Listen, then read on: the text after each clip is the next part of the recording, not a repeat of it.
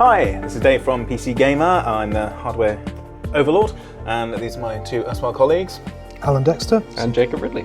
Yeah, they're both hardware editors. They've got proper titles. So we're going to be talking about the Steam Deck and what we want to see from the Steam Deck version 2. So we've casted it out to the wider PC Gamer team, and we're going to be reading out their answers and discussing their points.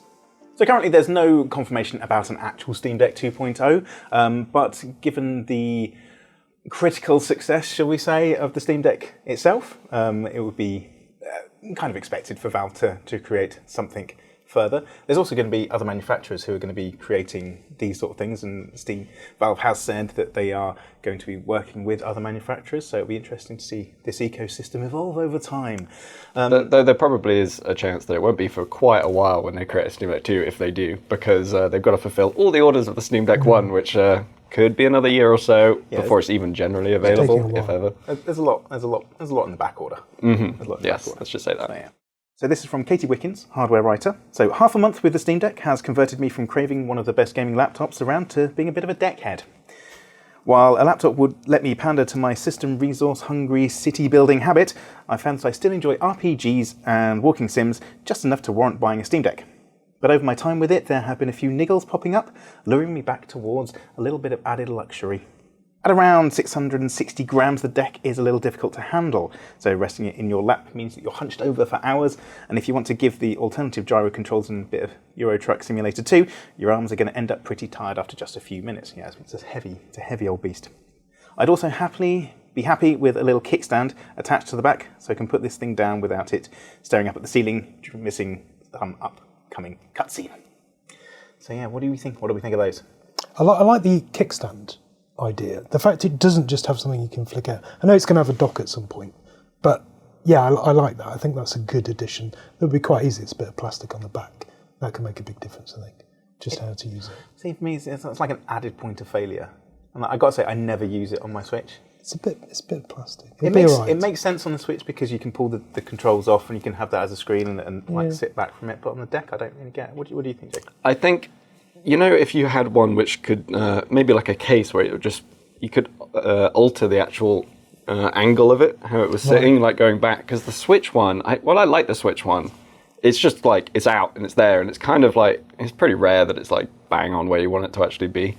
Generally, though, it's usability of like it being portable is what Katie's kind of after.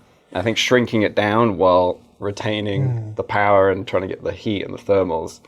I mean, they can give it a good go. It's going to be a tough job. I'm sure they've tried to shrink it down as much as they can now. That's the thing. The industrial design on that thing has been kind of on point. I'm really impressed. I guess that the flip side of it is also they've been trying to make sure that it's kind of repairable, so that you can get access, and that's going to make it harder to shrink that stuff down. Yeah, you don't have to make it accessible. If you get like a mobile phone, they'll just glue stuff to other stuff with a liquid cool thing, and they'll just glue it all together, and then you have to peel every part away. Yeah, because the battery's the only thing that's been glued down, isn't it? Yeah, and even that's a strange shape, and it's quite tough. So I think it'd be a big ask, especially if they, like we say, upgraded specs with like a 2.0 model would be great.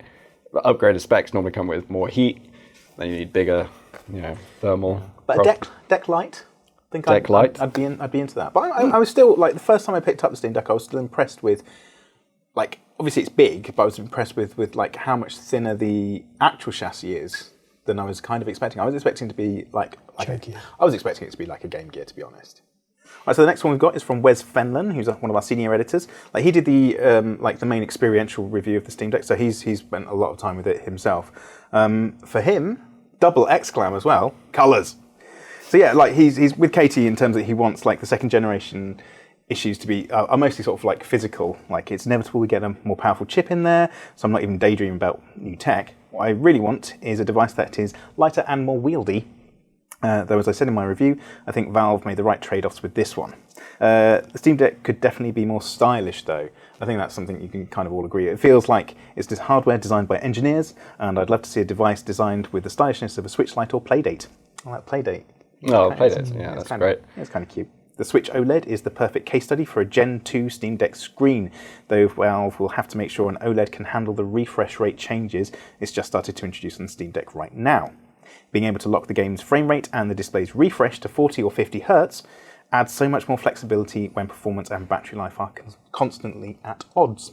So on the colours front, I mean, we chatted about this when we were first impressions of the Steam Deck. When you pick it up, it's very much like all of Valve's hardware, which is like it's black plastic, and it kind of feels a bit hollow a little bit, like even though it's not, like we were just saying, there's a lot of stuff packed in there, and it's really clever, and it's really well done, it's really well built.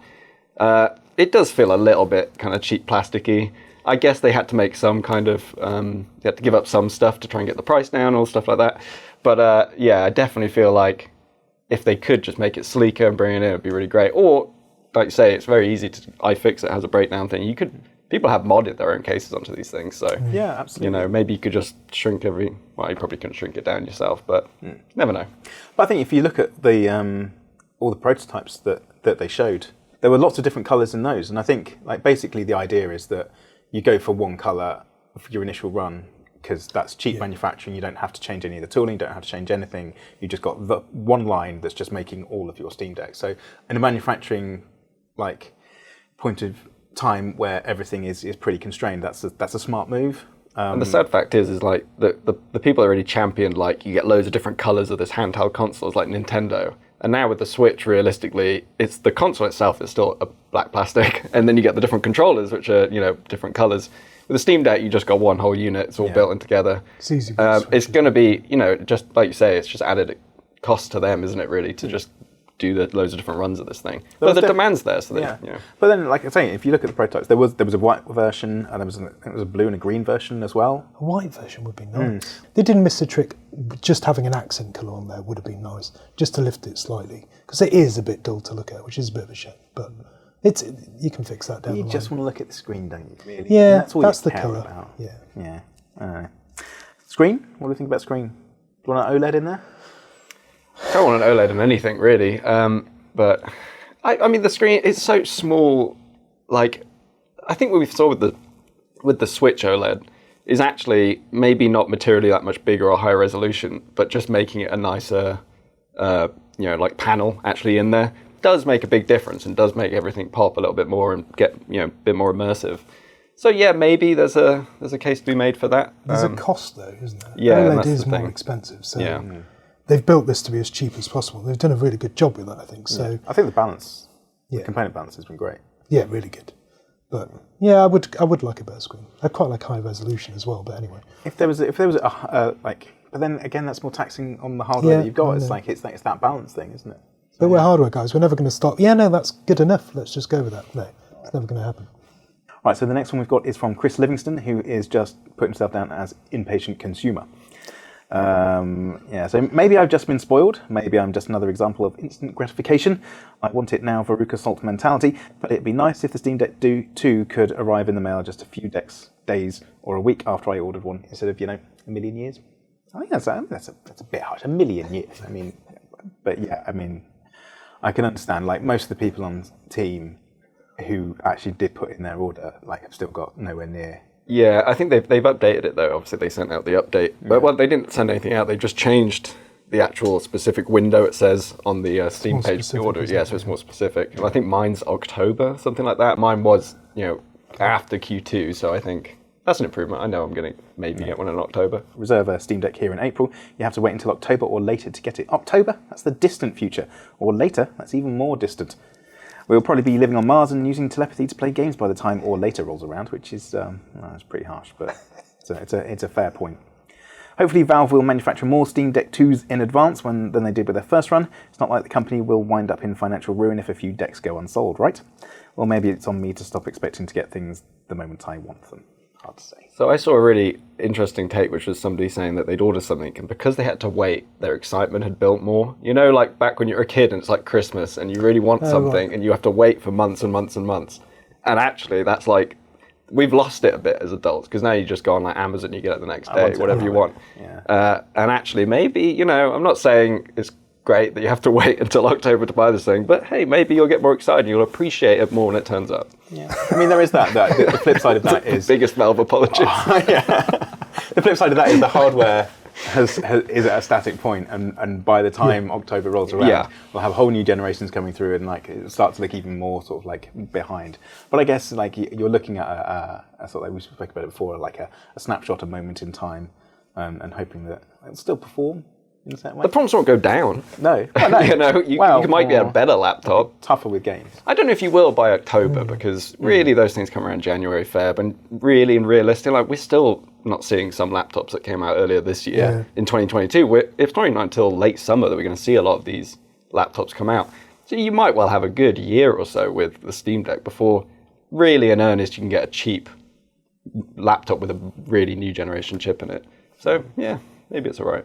I think he's got a good point though, is that the delay is probably putting people off a bit. I wouldn't order one now. I wouldn't get one till November, maybe December. Yeah, I think that's part of it. I think it's also, in a way, it's also given people who were excited and put their order down time to go, actually, maybe not. I think that's happened with like Morgan.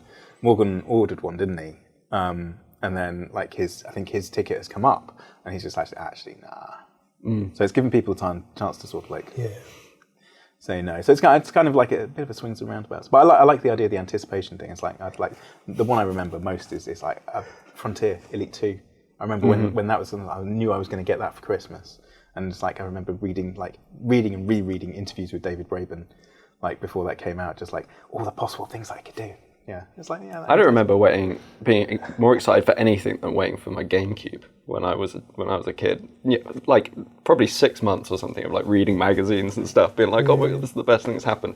And now I'm just like, I'll just get it tomorrow. And I get it, I'm like, this is all right. You're an adult now as well. It's just like, yeah, you're going to get this exciting thing in 3 months. No. Yeah. Tomorrow or death. Okay, so let's move on. So, what was it that you wanted? So, like you said, major shift in integrated GPU power. Yes. So, mine is actually in a timely fashion. I wrote about how AMD Phoenix chips sounded really great. They've got massive CU counts. I think it's 16 to 24 CUs, and the current Steam Deck has 8 CU chip in it. Different architectures as well. Yeah, different architecture potentially. I think they've said that it might be RDNA 3, it might be RDNA 2. AMD hasn't confirmed that yet, but what they have confirmed that it's Phoenix does exist, which was actually they've confirmed since I wrote that. And I just think that like even if it's like a 35 watt chip, 45 watt chip, which I put in there. The thing I worry about the most when it comes to a more powerful Steam Deck is we can't do all that other stuff we were just chatting about, making it lighter, bigger screen, all this stuff. If you have to put a massive heatsink behind there, really loud fans, and you have to be really heavy to try and dissipate all this heat. You have to have more power, and then you get lower battery. So I did put it's a bit of a pipe dream, really, but a 24 CU or even a 16 CU, that's double the amount of CUs that's in the current Steam Deck. That is 1080p, like proper 1080p gaming on a small handheld. Is it going to be the best form of handheld ever created? Probably not. I mean, it's going to be the size of a laptop. Yeah, and it might as well be a laptop, really, at that point. But I don't know. There's just something about it where I do love the idea of having, instead of a laptop, which I do actually love the form factor of, it's just having a handheld, but genuinely powerful, handheld PC. So I think it's fine to want 1080p gaming in a handheld. I think that's fine. And having the power to do that would be great. But yeah, the battery life's not amazing anyway. You have to do a lot of tweaking to get good battery life out of it. Which I don't always want to do if I've got a bit of hardware that I know is capable, I just want to use it. I don't want to fiddle about all the time. I just want to play. So I think 1080p gaming is a reasonable goal. Right. What were you saying? You're saying I want the moon on a stick. You do, don't you? Jeez. Yeah, I want everything. So you want the RDNA 3 GPU, 1080p gaming, a million CPUs. Yeah, I want everything in there, and I want it to be smaller and thinner and more premium finish. I am impressed. The Steam Deck is good. The first Steam Deck is good, and it looks, I think the one thing Valve definitely got right was the price. That's a reasonable price for what you're getting, but it doesn't feel premium. I'd pay slightly more for a more premium finish, and aluminium body. See, this is the tough thing. It's like we were talking about, like not necessarily Steam Deck 2.0, but someone like Alienware bringing out a version of the UFO concept that they produced. But they'll go for £2,000. And it will be, but it'll be in an aluminium frame, and it'll be. To be fair, that thing was heavy. The prototype, how that hot heavy was really. I mean, I know it was very early prototype, even before the Steam Deck, but that was. Yeah, I'm not sure you really want that. That's the thing. Like you'd expect, sort of like an Asus ROG, like Deca-like type thing, would be in a similar vein. Well, they already have a sort of Sharp, massive angular gaming tablet thing, you know. Yeah, the Flow Z13, which that had a stand though. Yeah, I'm just saying. It's true. I understand. But my main thing, the thing I really want, is different controllers. I don't get on with the Steam controllers. You can't have a mouse and keyboard on a on a portable device. Yeah, right. And so for me personally, it's the fans. Like like my biggest issue with the Steam Deck is the sound it makes. It's not necessarily the volume, because the volume's a thing, but it's the pitch of the fan whine. Like it has been updated in like recent patches, like the beta patch made a big difference, bumped up the temperature quite a lot. But subsequent patches kind of like brought that back down, and kind of leveled it, balanced it out a bit, and that's a really good step. But I mean, I'd love it to be silent. I mean, realistically, those little fans they're always going to pitch up. Always make a whine. They always make a whine like that. That pitch, though, I mean, it really is mosquito in your ear, kind of. It's just what? When I first used it, I was genuinely surprised. It isn't that loud, but they've got that pitch perfectly annoying, which I'm surprised that got out of the labs. Well, I think it's like it says, it has been changed. It's going to be an issue to try and keep the thing cool. And I get it. It's going to be down to that. But my issue is that it's annoying for you as the gamer if you're not wearing headphones. It's annoying for you trying to use that, because I think the speakers on there are actually pretty good. But it's still having to compete with this whooshing sound out the back of it. But it's also the fact that you can't use it as an antisocial human sitting next to your partner on a sofa sort of thing. If they're watching telly, it's just getting in the way. Or lying in bed, like the dream of lying in bed playing games, but like no one else is going to sleep. Maybe this is the solution. Your idea of the Steam Deck Lite, but it's just for streaming. You could call it the Stream Deck. Wow, that'd be that's an interesting concept actually, Alan. Yeah, I like that. What, poor Elgato. Those guys. SEO. But the final thing that I would also like it's almost completely the antithesis of a Steam Deck as a portable device. Like, I want Thunderbolt 4 support in there, which is something that it doesn't have.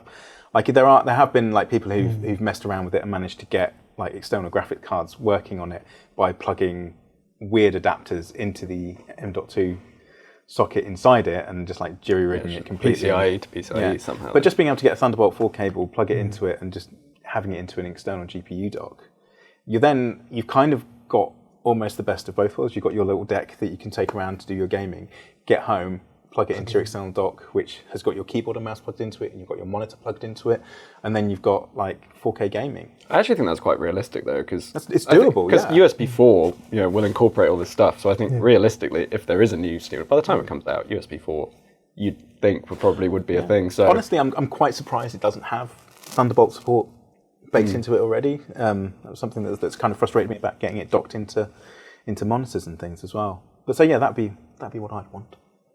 So any other wishes? Any other dreams? Well, I'll get one. Mine's like Chris. I'll get one at some point. Just want to have one.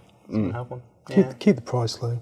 I think that's the trick. Yes. Deliver us everything we want, but also keep the price exactly the same. That sounds good. You listening, Gabe? Good. Cool. All right, well, that's what we want from the Steam Deck 2.0. Thanks for listening, thanks for watching, and check back for more gaming and PC hardware goodness. So, cheers. Take care. Okay.